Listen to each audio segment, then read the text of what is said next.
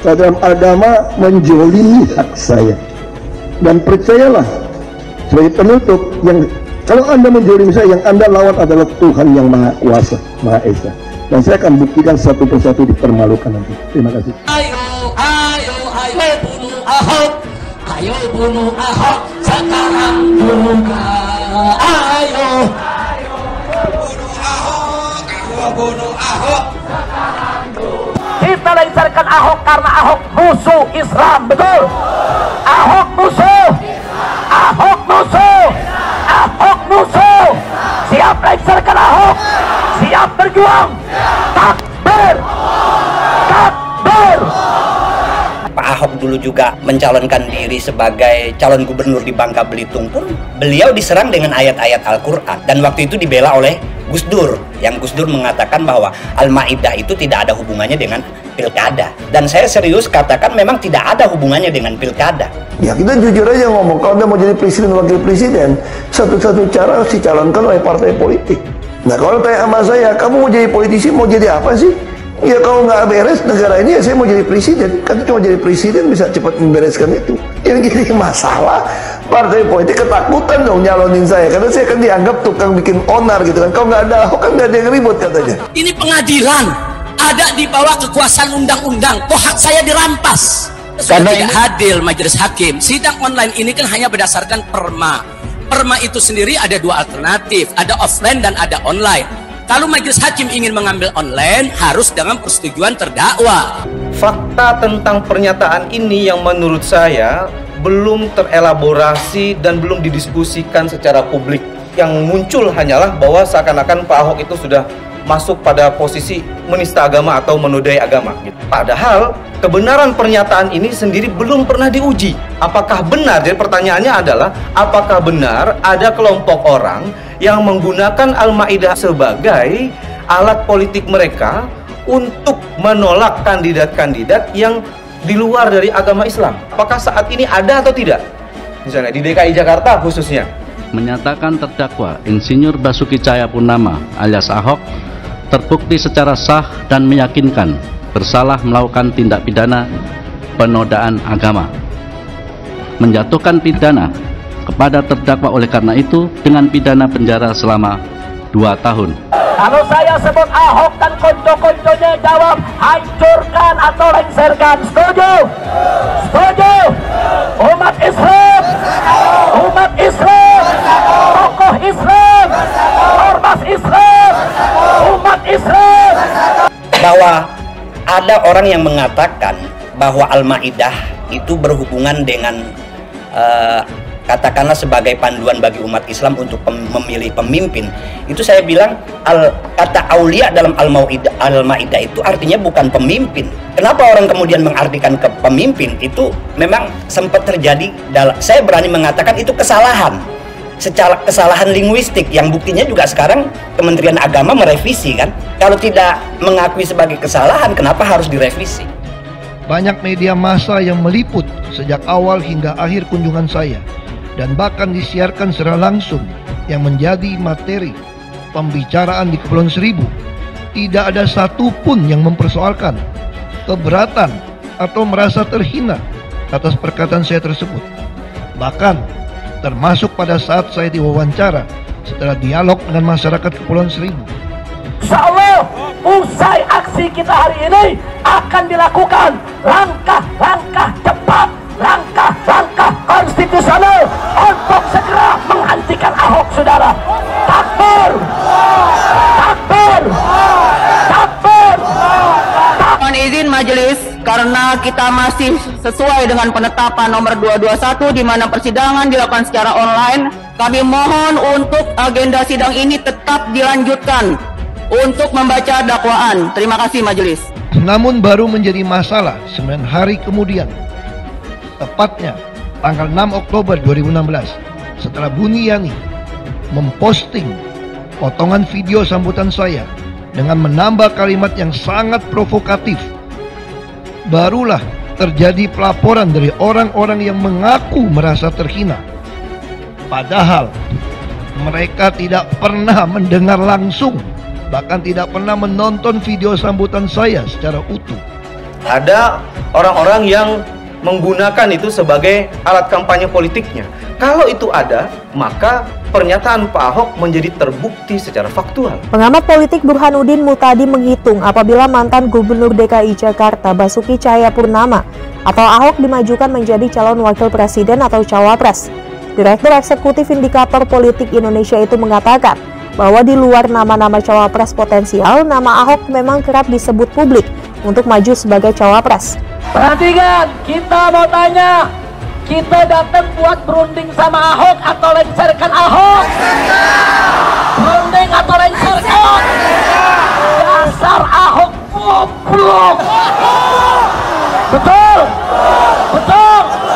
Jadi dia bilang saya nggak mau berunding dengan demonstran. Yang mau berunding dengan ente siapa? Goblok. Stigma itu bermula dari fitnah. Ahok tidak menghina agama Islam, tapi tuduhan itu tiap hari diulang-ulang. Seperti kata ahli propaganda Nazi Jerman. Hari ini, saat ini, saya kalau diperintahkan untuk hadir dalam ruang sidang, saya jalan. Hari ini, detik ini, saya sangat menghormati sidang, saya sangat menghormati proses hukum. Saya siap hadir, duduk di ruang sidang. Jadi kalau kita lihat tafsir-tafsir di dalam mengenai ayat-ayat Al-Maidah itu, bagi saya tidak semuanya itu justru lebih cenderung mengartikan sebagai aulia itu adalah sebagai teman dekat, sebagai mitra, sebagai pelindung. Jangan kamu menjadikan Yahudi dan Nasoro umaro, pemimpin. Tetapi di dalam surat ini ternyata Allah menggunakan kalimat aulia. Aulia itu kata jamak dari wali. Wali kata jamaknya aulia. Di dalam sejumlah tafsir diungkapkan bahwa yang dimaksud dengan wali atau aulia itu adalah teman setia, sahabat setia, yang mana kita dekat dengan orang itu karena keterlibatan emosional. Nah, ini yang disebut dengan wali atau aulia. Oleh sebab itu wajar apabila ada yang menerjemahkan surat Al-Maidah ayat 51 ini dengan kata-kata, hai orang yang beriman, jangan kamu menjadikan orang Yahudi dan Nasoro sebagai teman setia. Ayo, ayo, ayo usir Ahok. Ayo usir Ahok sekarang juga. Ayo, ayo, ayo usir Ahok. Ayo usir Ahok sekarang juga. Ayo, ayo, ayo usir Ahok. Ayo usir Ahok sekarang juga. Ayo, ayo, ayo usir Ahok. Ayo usir Ahok sekarang juga. Saudara, menyatakan terdakwa Muhammad Rizik bin Hussein Shihab alias Habib Muhammad Rizik Shihab telah terbukti secara sah dan meyakinkan bersalah melakukan tindak pidana turut serta melakukan perbuatan dengan menyiarkan pemberitahuan bohong dengan sengaja menerbitkan keonaran di kalangan rakyat sebagaimana dalam dakwaan alternatif pertama primer penuntut umum. Dakwaan itu mengacu kepada terjemahan versi Departemen Agama yang mengartikan aulia sebagai pemimpin. Faktanya sekarang kita tahu ini sudah direvisi, ini sudah direvisi oleh Departemen Agama sendiri dan banyak juga terjemahan Al-Quran lainnya yang sudah tidak menggunakan, bahkan sejak awal tidak menggunakan terjemahan kata aulia sebagai pemimpin. Umat Islam, umat Islam, Ahok, Ahok, Ahok. Jadi secara harfiah ayat itu melarang orang Islam berteman dekat meminta perlindungan kepada orang non-muslim yang konteksnya ketika itu adalah Yahudi dan Nasrani, dan konteksnya dalam konteks perang, bukan dalam konteks damai. Nggak ngomong tentang itu. Gua nggak mau tahu. Yang penting Ahok turun. Gua nggak mau tahu. Yang penting Ahok turun.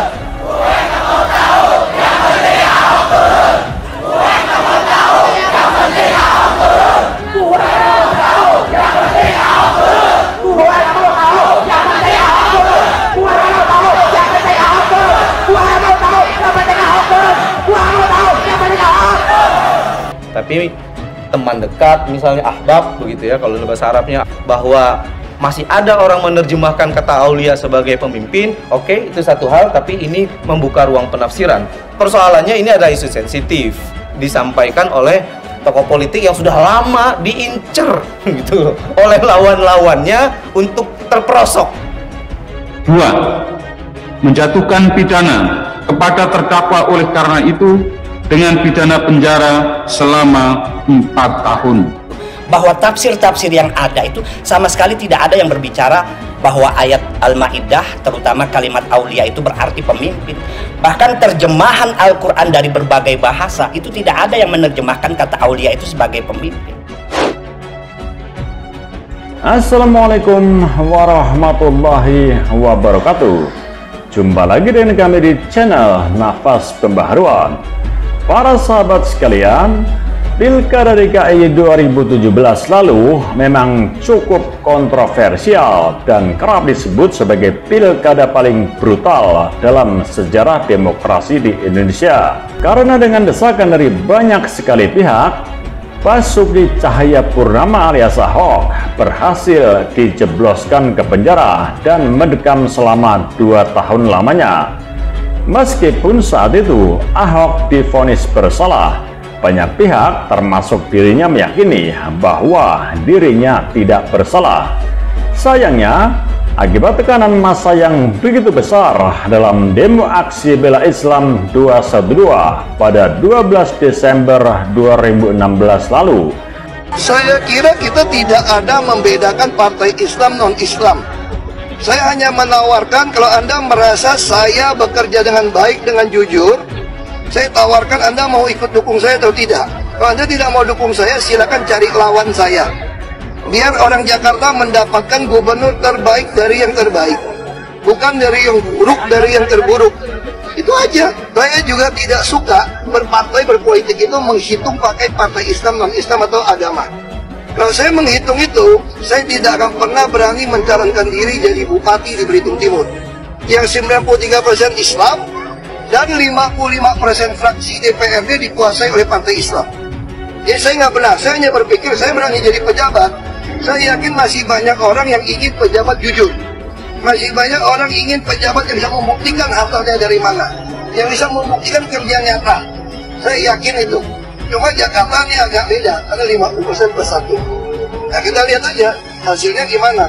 Saya sudah bekerja sebaik mungkin, sekeras mungkin, sejujur mungkin, hampir tidak pernah keluar negeri. Tinggal orang Jakarta tentukan mau pilih saya atau pilih siapa. Akhirnya Ahok tetap dihukum. Meski begitu, Ahok sempat menyatakan sebuah sumpah yang kini seakan dianggap sebagai kenyataan oleh sebagian besar masyarakat. Dalam peristiwa tersebut pula terjadi sebuah fenomena politisasi SARA, khususnya agama yang ditujukan kepada Ahok, yang merupakan sosok gubernur non-muslim dan beretnis Tionghoa. Tak hanya dijebloskan ke penjara, Ahok juga terpaksa harus kalah dalam Pilkada DKI Jakarta yang saat itu tengah digelar dan mempertemukan Ahok dengan Anies Baswedan yang didukung penuh oleh sebagian besar umat Islam yang kontra dengan Ahok. Saat itu Ahok yang merasa ditindas dengan lantang bersumpah bahwa orang-orang yang menindasnya tersebut akan mendapatkan balasannya kelak. Percayalah, sebagai penutup, kalau Anda menzalimi saya, yang Anda lawan adalah Tuhan yang Maha Kuasa, Maha Esa. Saya akan buktikan satu persatu dipermalukan. Terima kasih, ungkap Ahok saat usai divonis penjara atas kasusnya tersebut pada 9 Mei 2017 silam. Nah, mengenai soal penistaan agama ini, seorang ulama muda yang juga wakil Khatib Syariah pengurus wilayah Nahdlatul Ulama atau PWNU DKI Jakarta, Kiai Haji Taufik Damas, menjelaskan bahwa sebenarnya Ahok tidak pernah menistakan agama. Beliau menyebut bahwa masih ada orang yang ingin menolak pencalonan Ahok menjadi presiden. Ahok seringkali diserang dengan menggunakan ayat-ayat Al-Quran saat dirinya mau mencalonkan diri menjadi pemimpin Indonesia. Pengamat politik Burhanuddin Muhtadi menghitung apabila mantan Gubernur DKI Jakarta Basuki Cahayapurnama atau Ahok dimajukan menjadi calon wakil presiden atau cawapres, Direktur Eksekutif Indikator Politik Indonesia itu mengatakan bahwa di luar nama-nama cawapres potensial, nama Ahok memang kerap disebut publik untuk maju sebagai cawapres. Ini menarik, ada pertanyaan tambahannya. Pak Ahok? Baik juga. Baik juga. Kenapa ada delaynya buat jawab baik juga gitu Pak Anies? Saya nggak ngira ditanya juga. Saya itu melihat hal-hal yang seperti ini bukan seru-seruan. Ini bukan lucu-lucuan, ini ngurus republik. Saya melihat ketika sampai pada urusan masa depan perjalanan bangsa, ini bukan lucu. Ini hal yang harus kita jalani dengan serius. Dan jangan kemudian menimbulkan suasana di masyarakat seakan-akan urusan besar itu dianggap ringan, dianggap enteng. Enggak, bisa hati-hati sekali.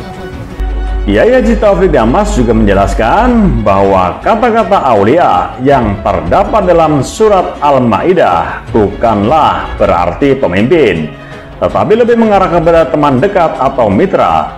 Namun menurut beliau, masih banyak orang-orang yang sengaja menyalahartikan kata aulia di surat Al-Maidah untuk menggagalkan pencalonan Ahok.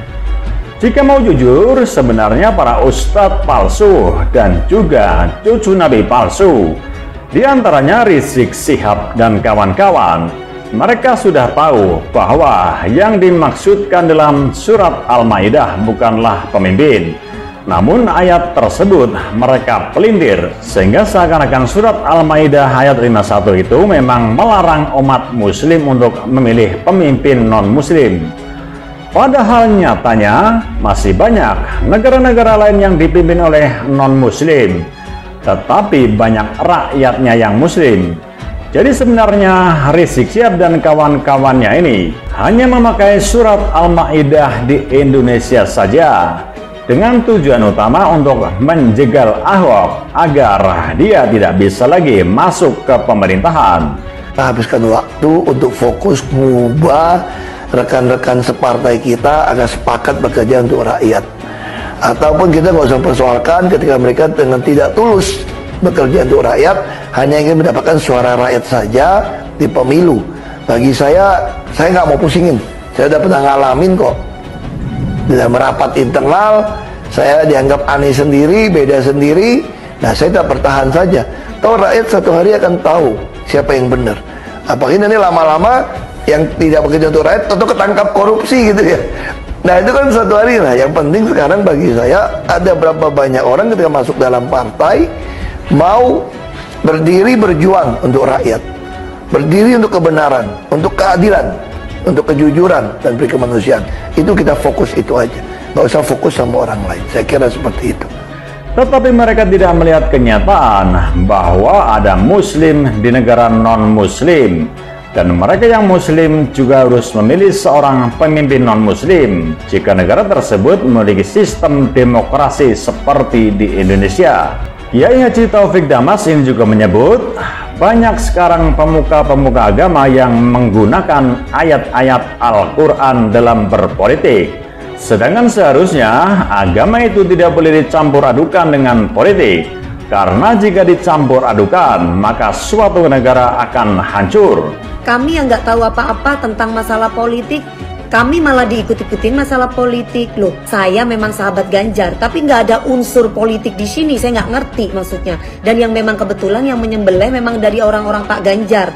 Tapi nggak ada unsur politik sama sekali gitu.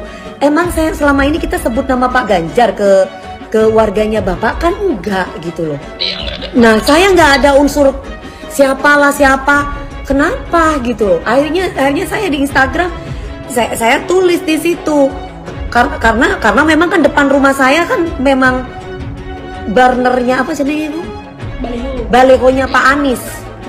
Sudah banyak negara yang hancur karena mencampur adukan politik dan agama. Contohnya adalah Suriah. Mereka menerapkan sistem khilafah. Mereka menjanjikan akan memakmurkan seluruh rakyatnya. Namun kenyataannya, mereka para petingginya saling berebut kekuasaan dan perang saudara sehingga terjadi pertumpahan darah antar sesama muslim. Akhirnya negara itu menjadi hancur lebur tak karuan. Hati nurani rakyat benar-benar harus terbuka saat pemilihan umum dan pemilihan presiden 2024 nanti. Jangan sampai Indonesia salah memilih pemimpin. Cukup Jakarta yang menjadi korban politik identitas. Jangan lagi terjadi untuk kedua kalinya rakyat Indonesia dipaksa untuk memilih pemimpin seiman. Indonesia tidak butuh pemimpin yang religius. Karena tanpa pemimpin religius, Indonesia sudah sangat religius. Rumah ibadah banyak di mana-mana. Orang-orang tak kesulitan untuk beribadah. Hanya perlu dinaikkan saja dari sisi ekonomi dan kesejahteraan rakyatnya.